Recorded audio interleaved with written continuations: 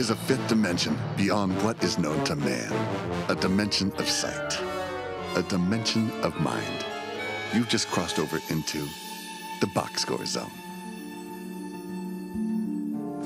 You got your timer? Yeah, I got it. What's the matter? I don't know. I just don't know when you're joking and when you're not. I don't know. Maybe I take it too personally. Just get in the box, all right?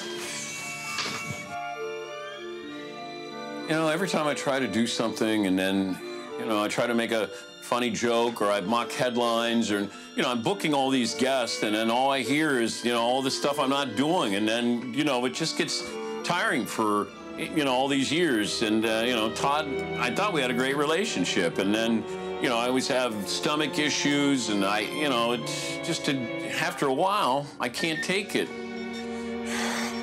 Mr. Dan Patrick, host of a well-listened to radio show, has just transformed into the exact thing he has never wanted to become. A person who uses the confinements of this box to vent about things that do not matter. And on a day not dissimilar to this one, on a channel very similar to the one you're currently watching, the box score starts now. I don't know a lot about sports, but I can drink a lot of beer. My motto is simple: C's get degrees. Need a long, inappropriate hug? I'm your man. I think I'm smarter than you, because I probably am. Howard Coward for box score. Hello and welcome to the box score. I'm Brock in Los Angeles, joined by the Danettes in Milford, Connecticut. Guys, you may or may not know this, but the boss is alive. Cue applause, count one, count two, count three. Fantastic. Hey, Paulie, when did you get the good news that Dan had made it through surgery? Well, I didn't want the news. I wanted to be surprised like the rest of America. I did send him a text, maybe 4 o'clock yesterday, and I just put alive, question mark, and he said, yep. So I figured after that, everything else would be a surprise. I don't want to lose it, have him call me and give me an update. I'd rather do it on the air. Well, he made it through surgery with flying colors. The hand is repaired and will slowly heal, but we were looking at something today. Paulie, you might need some hand surgery coming in here because you were having a little trouble with the ketchup bottle this morning. Didn't seem to muster the strength. What was going on here? Yeah, I'm glad you caught that before because I went over to one of our pubs next door, and this great guy named Jay who works there, I said, can I actually have a thing of ketchup? And it's plastic. It should open somewhat casually. I'm telling you, man, I had to give that thing everything I had to get it open. And to the point where I'm sitting there going, I would rather not have ketchup on my fries than have to ask another man for help opening this. And I went to the old school, wet the piece of paper and grip it and rip it, and it paid off. But I'm spent, Brock. That's everything I got. I'm out. My tank's empty. Well, that thing was giving you fits. Hey, McLovin, you were giving Dan fits with your NFL free agency takes. I mean, why beat up on the guy that was high on Vicodin today? I really don't know. I just, I'm a little dinged up too. Don't know if you guys know I have a cold. I haven't been sleeping this week. I'm on a cocktail of NyQuil and Advil, colon sinus. So I was just blurting out crap. That was what I was doing in segment one. A new segment. It all felt natural, but when you put it all together, it made no sense. Maybe if you took each individual sentence, they made sense. The whole overall arching work, not so much. Yeah, well, DP was able to hold his ground. Unlike you, when the news broke of Darren McFadden going to the Cowboys, you seemed to lose a fight with an almond. Yes, McLovin. Arkansas. Jerry Jones and an Arkansas running back. Didn't they have Church as well? Didn't they have any other Arkansas running backs there? Chip Kelly's like, I was trying to corner. Wait, are you all right? What's wrong? What is wrong? Are you okay? I'm being serious here. Are you okay? I think he needs water. I don't think he can actually talk. Okay. We may need a Heimlich or something. Guy, almonds, man. You got to be careful with those guys. Stop eating almonds on the air. It's cool to see Fritzy jump to his rescue. You got us free almonds in the back, Dan. I know, but I can't talk anymore. Yeah, there's a lot going on there. Sometimes I think McLovin's like Andy Kaufman, and I cannot tell sometimes if it's on purpose or not. Because if that's on purpose, it's genius. If it's on accident, it's accidental genius. But when he started choking, I realized, first of all, I think the first thing I said was, Seton, keep his mic on.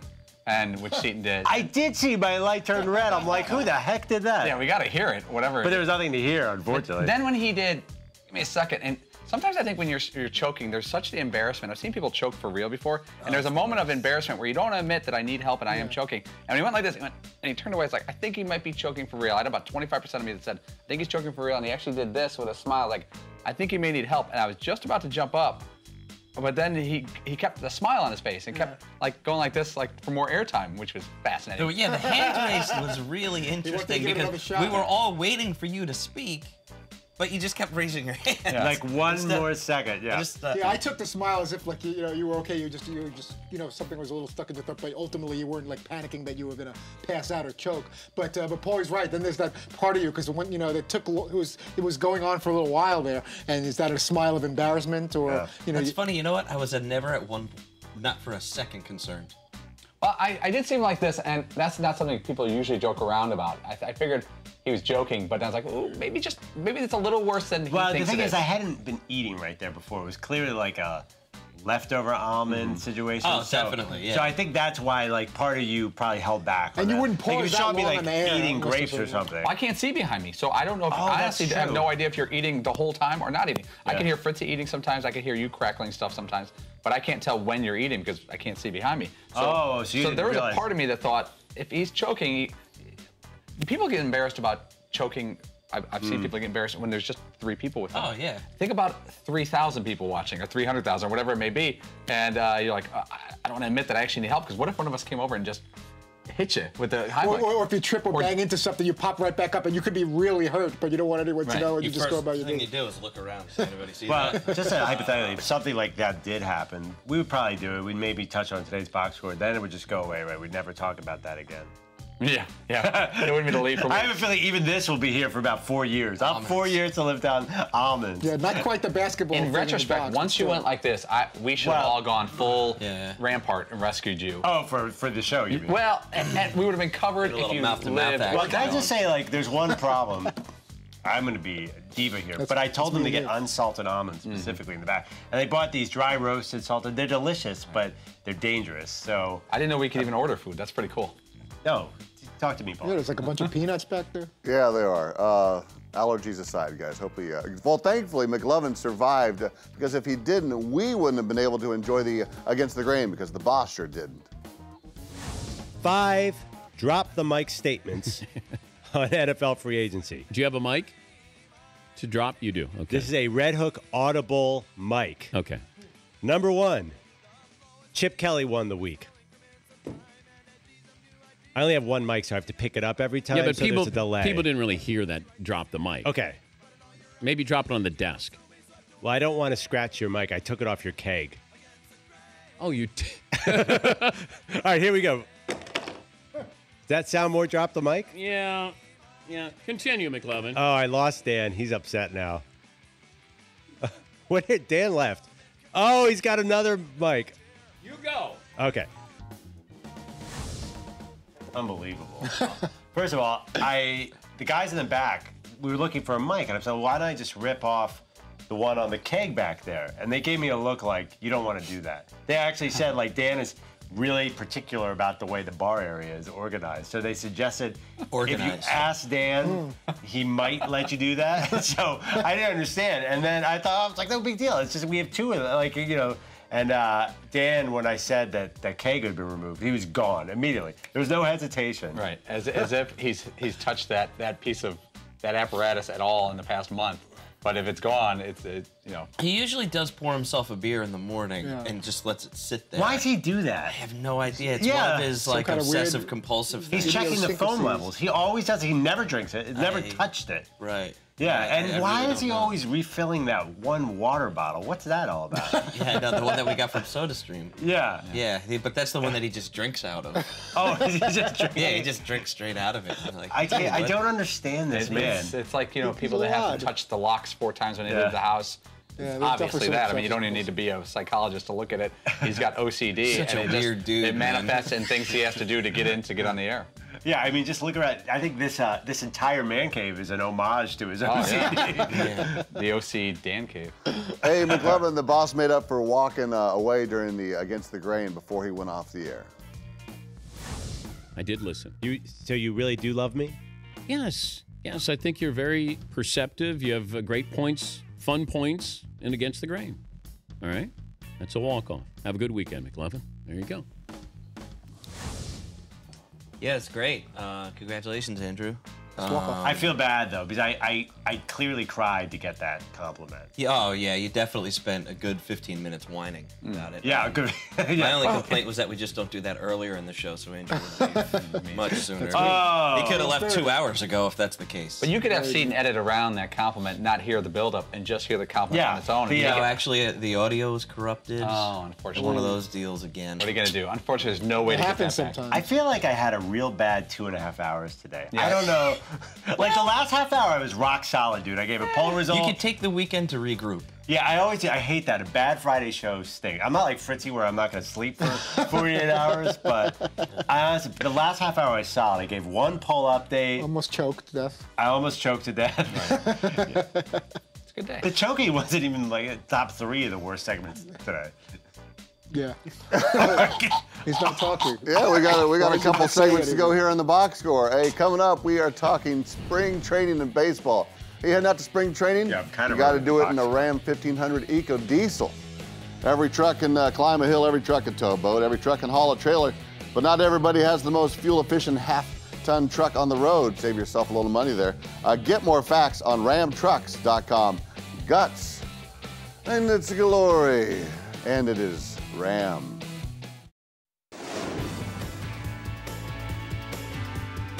Did Will Ferrell have to get permission to play baseball yesterday? Yes. We had conversations about this event for a number of weeks. You don't do something like this on a spur of the moment. What if I wanted to play?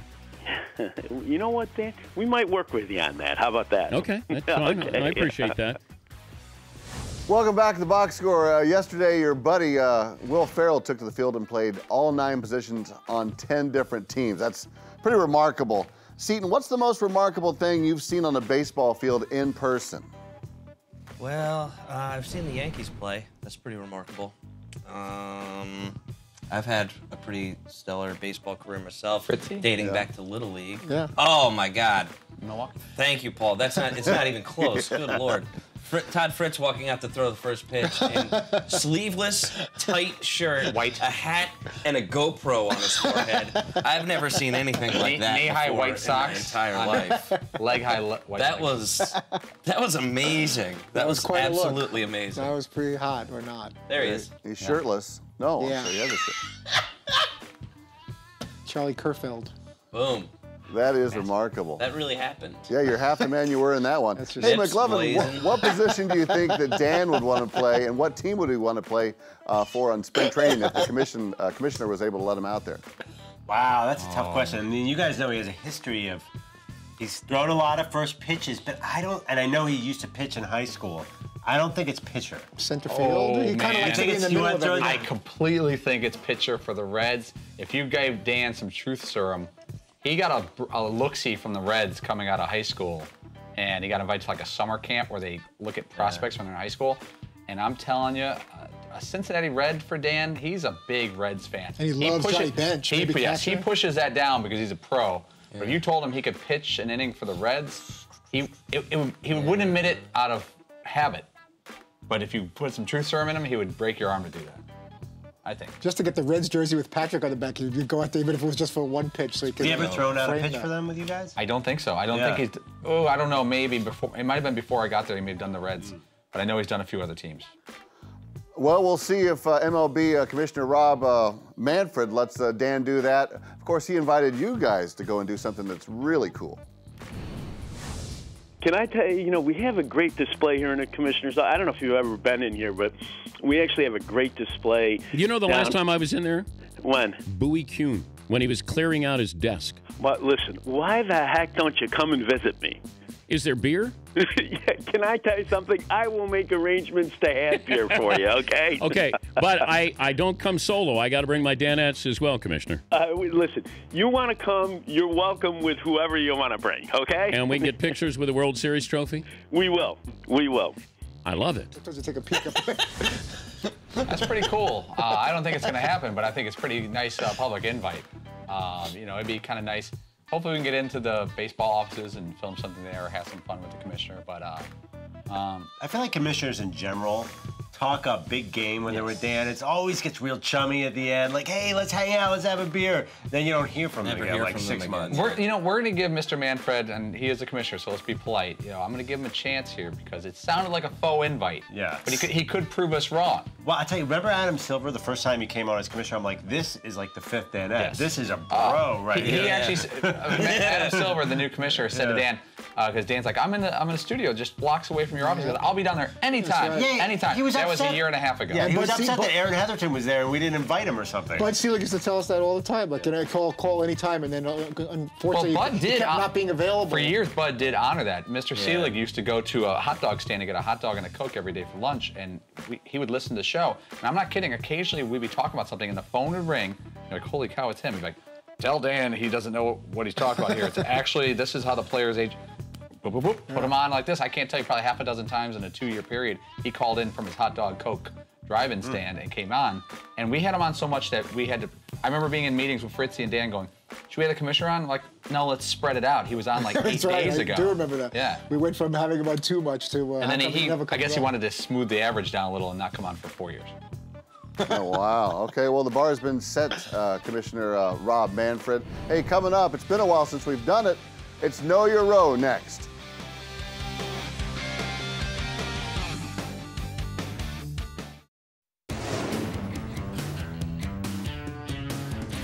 As a professional broadcaster, I totally respect the fine work of Seton, Paulie, Fritzy, and McLovin. True professionals. Really? Oh, thank you, Mr. Burgundy, broadcasting legend. We were talking Will Ferrell hitting spring training yesterday, and while he may be your favorite comedian, might have been your favorite baseball player yesterday, he is not the Danette's favorite baseball player of all time. We asked him that question, and they revealed it. Let's find out as we play. Know Your Row! Let's start in the front row. Seton, who is Paulie's favorite baseball player of all time? Well, you got to go to the Cubs right away. A couple of names jump the bat here. Andre Dawson for one. But I'd have to say, Paulie seems like a Ryan Sandberg guy. Ooh. Hi, it wasn't Sandberg at second base. My all-time favorite baseball player is Nolan Ryan. Loved watching him pitch. Love him as an interviewer on the Dan Patrick Show. Love him. That. What? Yeah. What? I knew when I answered. I knew where when I answered it that it wasn't going to be good for the game. As much as I like Ryan Sandberg and all the Cubs players, Ryan was the kind of guy where even if he wasn't on my team, if I saw that he was pitching, I would literally sometimes in college go to bars and where they had cable, we didn't have cable, and go and watch him pitch. I mean, he's awesome. That's one of those guys we haven't met yet. Talked to him on the phone a few times. Love to have Nolan Ryan on the show. And he'd throw just as hard like in the 12th, 13th thing. And back then they'd leave you in for like 160 pitches until your arm fell off. Well, all right, to the back row. McLovin, which player is Fritzy's favorite? Well, let's see. He's wearing Astros gear. When Paulie said Nolan Ryan, Fritzy went like, So which means Fritzy hadn't thought of Nolan Ryan. Yeah.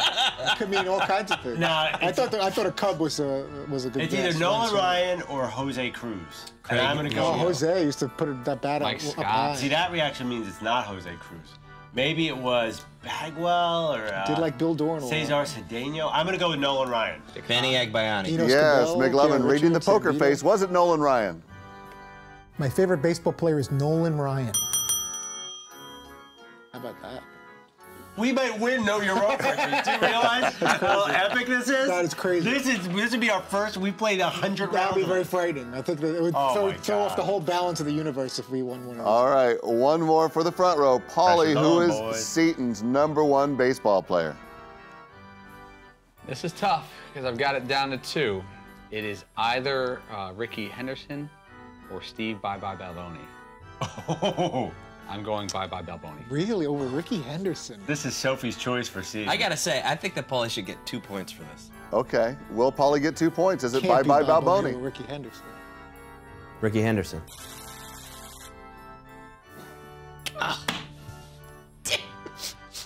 Did you think he said Balboni? Yeah, well, yeah. I'm like, well, it was either Balboni or Ricky Henderson. That was my answer, too. I was like, it's got to be one of those two. Ricky Henderson is my favorite baseball player. Yeah. Steve Balboni is my faux favorite baseball player. It's kind of like your personal love. He's your favorite.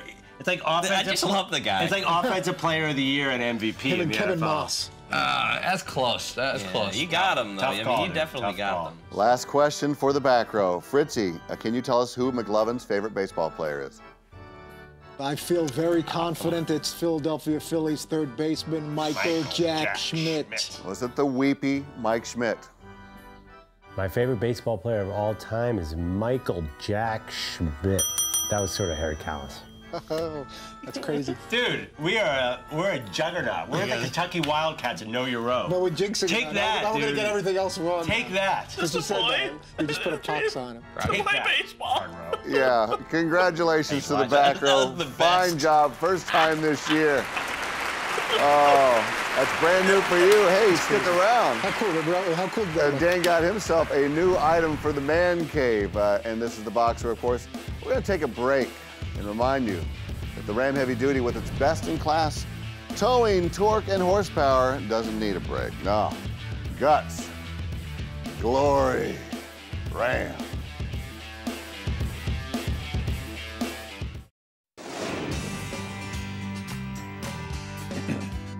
We're closing up shop here in the box score. The boss's surgery was a success, and there's no better way to celebrate than with a new item in the man cave. But before revealing it, you guys had to guess what it was. The jersey is a bright color. Seton guessed correctly. Paulie? My guess is Lance Armstrong. Lance Armstrong. Fritzy? I'm still thinking. I have no idea who this is. All right. McLovin? I did not know, but I like that Lance Armstrong guess. Wow, look at that. A yellow jersey from Lance Armstrong. Wow. So he sent this in to Dan and the Danettes. Thanks for having me on. Dan Strong, let's do it again, Lance Armstrong. And it's been sitting back there in a bag. That's pretty awesome. I just had no idea. I was trying to cheat a little bit and take a peek. Oh, part of the fun. I didn't even realize that. I thought I saw a little yellow hiding behind him, but again, that didn't help me enough to guess who it was. I just had no idea. But that's a very cool item. Love him, hate him, cheater, doping, whatever you want to say about Lance Armstrong. That's still a very cool item for the man cave, and he personalized it and included all of us. So I think it's a big deal, regardless of what you think of Armstrong these days. Very cool item, and we're proudly displaying it on the chair in the bar next to some of the other jerseys. Hey, Paulie, what other items in the man cave are from controversial sports figures? Well, Ryan Leaf. I mean, obviously Ryan Leaf's jersey when he almost was a Colt. I don't know if we have any A-Rod stuff in here. No. Nothing I could think of. Any Bond stuff? No Bond. No Bond stuff. We might have like a Mark McGuire bat or Dan glove. Dan has a Mark like McGuire that. bat. It may still be at home. And but I guess, I don't know. It did feel weird to me to be like, hey, look at this Lance Armstrong jersey. This is really cool, right? And like, oh, well, it is. But are you really allowed to be like, this is so cool? To be honest, we got that We got that in probably 6 months ago, and I was there when we opened it up. I think it was two of the backroom guys. We're like, what are we gonna do with this? We're kind of like, what? How do we use this? Yeah. And I forgot we had it back there, and it's been sitting back there fall maybe, and I didn't feel that great about it when we got it in, because I'm not a big fan of Lance Armstrong, not really at all. So I looked at it, I was like, okay, cool. I think that maybe got into my mind when I didn't give it to Dan immediately the next day, and I gotta be honest, I completely forgot it was back there until he said, this has been sitting back there the whole time. Like, it didn't click with me, and I was like, oh, that's it. Pretty awesome item. Let's go to the man who might even fit into that jersey these days. Fritzy, who's on next week? We're going to talk to Seth Davis of CBS and Sports Illustrated to help us recap Selection Sunday and see where the seeds and brackets lie. Reggie Miller will be back in his regular Monday slot. Steph Curry is with us Tuesday. Later in the week, next week, Will Ferrell will join us, I believe, next Thursday. So we're cooking as we head into the weekend. Thank you, gentlemen. Thank you for watching The Box Score. We're back on Monday right here on Audience Channel 239, 3 p.m. Eastern. If you can't wait till then, the podcast is available on iTunes or at podcast1.com. Happy Friday. I don't know a lot about sports, but I can drink a lot of beer. My motto is simple. C's get degrees. Need a long, inappropriate hug? I'm your man. I think I'm smarter than you because I probably am. Hey, thanks for watching The Box Score. Holy cow!